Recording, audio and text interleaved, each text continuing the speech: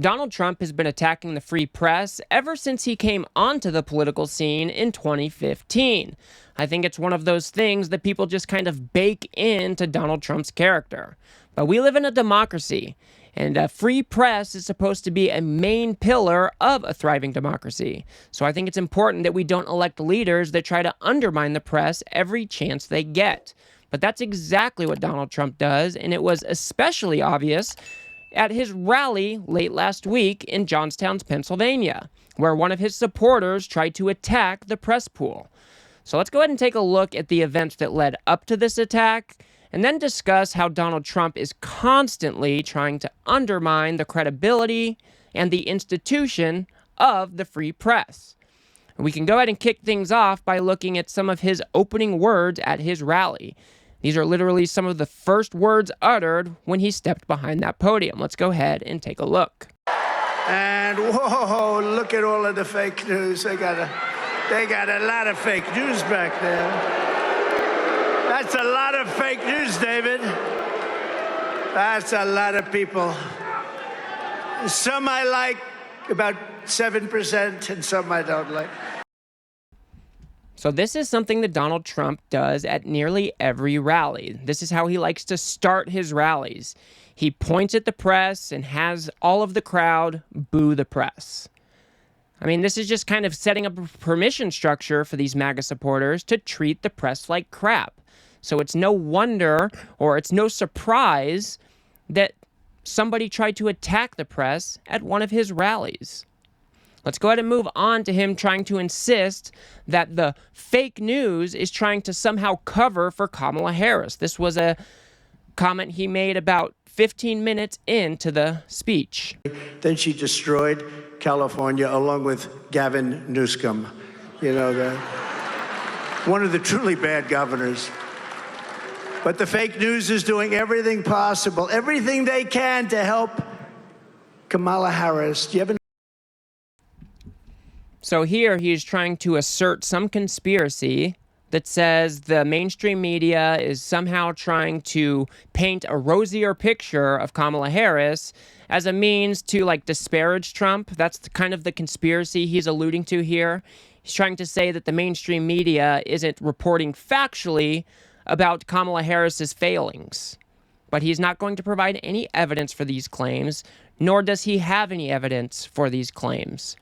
Let's go ahead and move on to him talking about how the mainstream media is somehow misreporting what happened at the Arlington cemetery and the Trump campaign, where the Trump campaign literally got physically aggressive with a cemetery worker there, all as a means to shoot a campaign video for the Trump campaign. Let's go ahead and take a look at that really quick. But to show you how bad the fake news is, some of the Gold Star families, you probably read this over the last couple of days, and a lot of people say, sir, don't hit down on them, the fake news. Don't hit down, sir, don't even mention. I said, should I mention it? Don't hit down. Well, but it became sort of a story. So I always like to mention it, because if you don't mention it, our supporters don't really know what to believe, and they sort of believe this stuff. So what he's doing here is a bit more sinister than might meet the eye. He's not only saying that the press is somehow misreporting on certain events, but he's also saying, well, if I don't tell my supporters the true story, then they're not going to have anything to believe, or they're going to believe the wrong thing. He's trying to place himself on some pedestal where he is the ultimate arbiter of truth in the MAGA reality. He's saying he wants to craft the stories for his followers. He's saying that the press doesn't even need to play a role at all. And I think that that is dangerous. The press is important. They are supposed to hold powerful people accountable. But Trump, like I said, he doesn't want to play that game. He wants to be the ultimate arbiter of truth. He wants to concoct the reality that MAGA supporters believe in. He then goes on to try to say that the media falsely accuses him of rambling. No, I don't think Donald Trump is a rambler, is he? No. Okay, let's go ahead and take a look at that really quick. I do the weave. You know what the weave is? I'll talk about 9 different things, and they all come back brilliantly together. And it's like, and friends of mine that are like English professors, they say, it's the most brilliant thing I've ever seen. But the fake news, you know what they say? He rambled. That's not rambling. When you have, what you do is you get off a subject to mention another little tidbit, then you get back onto the subject, and you go through this, and you do it for 2 hours, and you don't even mispronounce one word. And they say he had 100,000 people. You know, in New Jersey, we had 107,000 people. They never like to report it, so I say it. But in Wildwood, New Jersey, they announced 107,000 people. So even the people behind Trump don't even know what to think of what he is currently saying. Trying to say that the free press or the media is somehow lying about the way that Trump rambles at his rallies. Where we have Exhibit A right here. He's trying to say that he can somehow geniusly touch on 9 different points and then bring them all back together in some coherent type of way, when that is just not the case. He is also trying to say that he somehow had 107,000 people at a Trump rally in New Jersey. That is also not true. So he discredits the press. They report factually in a way that is contrary to Trump's worldview, then he will discredit them. That is just how it works. He then goes on to say, like he has said many, many times before, that the press is the enemy of the people. This was shortly before the attack occurred. Let's go ahead and take a look at that really quick. But if I don't tell you the story, you're going to read. It was front page of the Washington Post, which has lost approximately 57% of their readers over the last 3 years.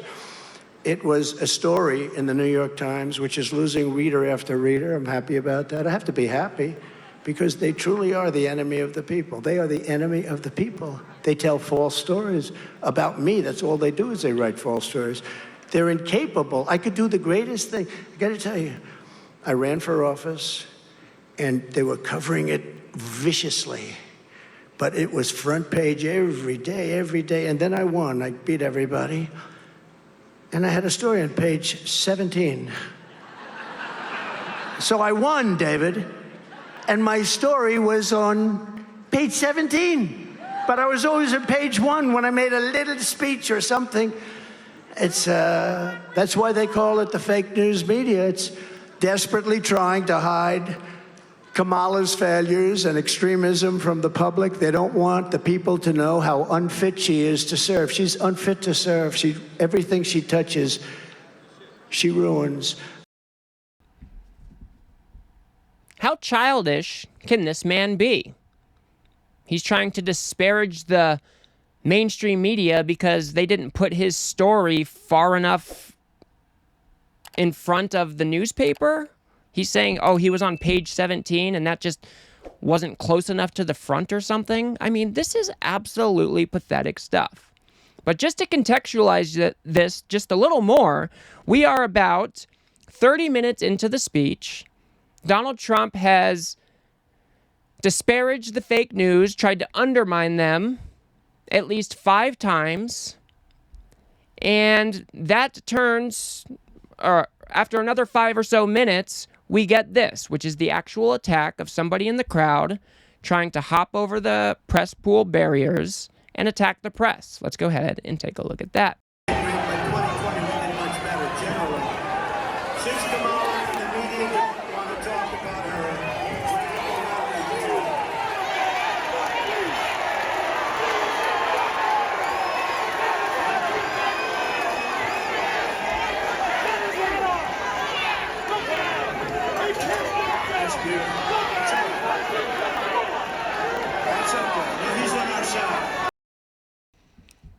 So as you can see, things got pretty physical there. The police had to come in. They had to tear him down from the barrier.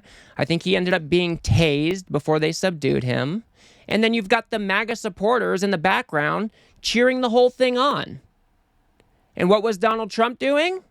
Cheering the whole thing on, which is quite insane to me. Let's go ahead and take a look at what Donald Trump was saying during the actual attack and the subsequent takedown of the attacker. Let's go ahead and take a look. beautiful.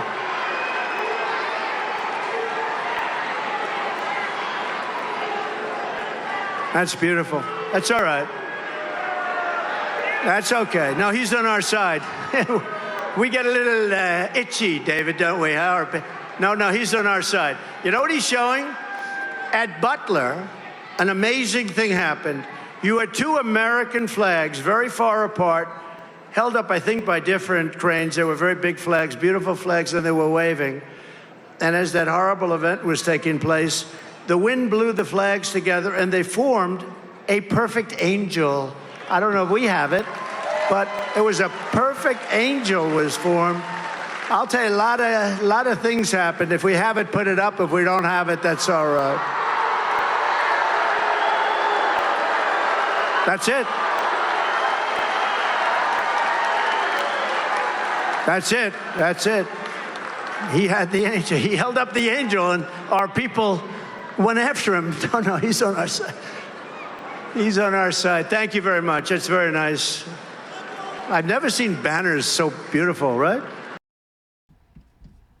So he's not calling out the supporter and saying, hey, we shouldn't be doing this. We shouldn't be attacking people. No, he's simply sitting there and cheering this stuff on. This is absolutely despicable stuff. And then he tries to evoke the imagery of angels while this guy is being pulled down and wrestled to the ground for trying to attack the press.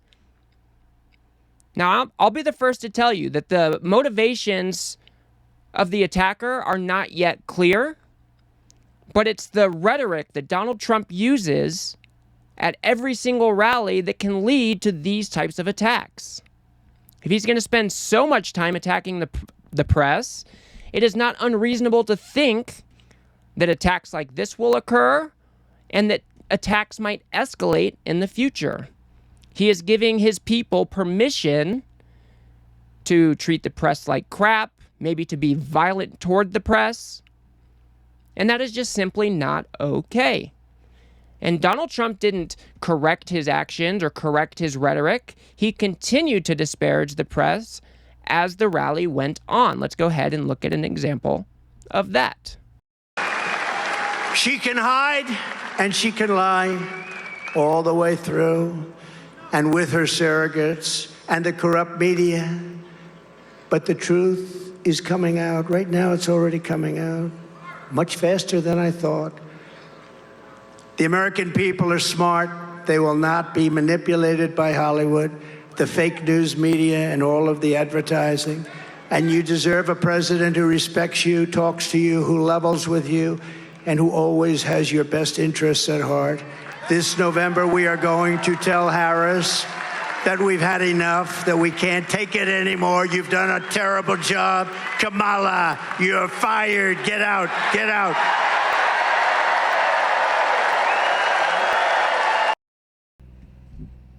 I'm sorry, but I don't think it is Donald Trump who is looking out for the best interests of Americans.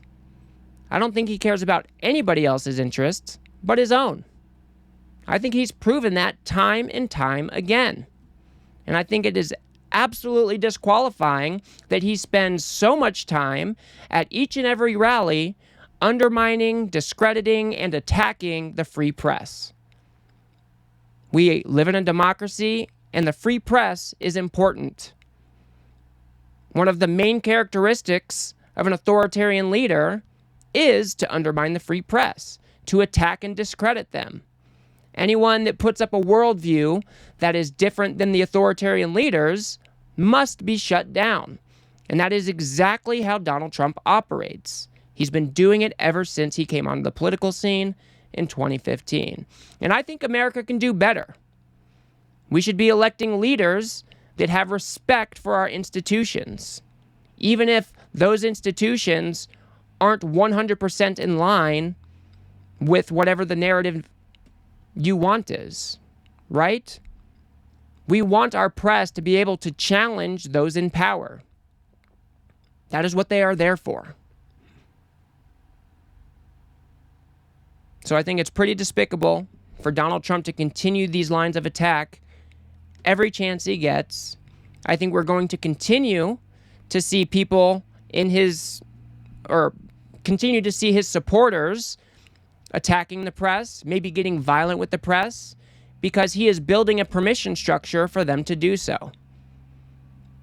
And I think that that is uncalled for, inappropriate, and disqualifying. So that's going to do it for me on this one, folks. If you got anything out of this video, if you could remember to smash that like button and hit subscribe.